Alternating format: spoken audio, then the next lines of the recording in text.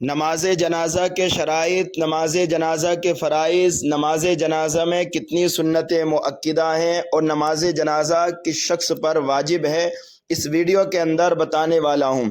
نماز جنازہ واجب ہونے کے لیے 5 چیزوں کا ہونا ضروری ہے۔ نمبر 1 مسلمان ہونا، نمبر 2 عاقل ہونا، نمبر 3 بالغ ہونا، نمبر 4 قادر ہونا، نمبر 5 موت کی خبر ہونا۔ نمازی کے لیے نماز جنازہ ادا کرنے کے لیے کتنی شرطوں کا ہونا ضروری ہے؟ 4۔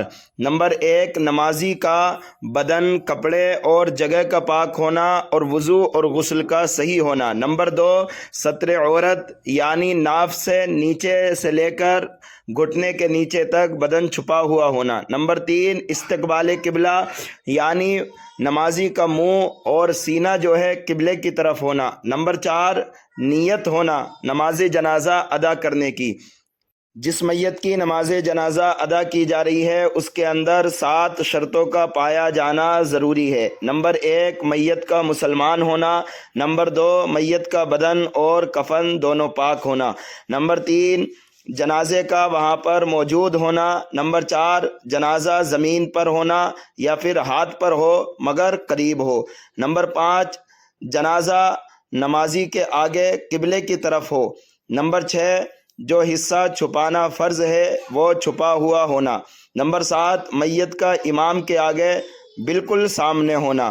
یہ 7 شرائط میت کے اندر پائے جانے بالکل ضروری ہیں۔ نماز جنازہ کے اندر 2 فرائض ہیں۔ نمبر 1 قیام، یعنی کھڑے ہو کر نماز پڑھنا، نمبر 2 4 مرتبہ اللہ اکبر کہنا۔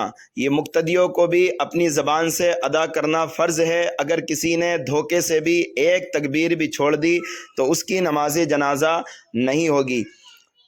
نماز جنازہ کے اندر 3 سنتیں مؤکدہ ہیں۔ نمبر 1 ثنا، یعنی اللہ کی حمد و ثنا کرنا، نمبر 2 حضور اکرم صلی اللہ تعالیٰ علیہ وسلم پر درود شریف پڑھنا، نمبر 3 میت کے لیے دعا کرنا۔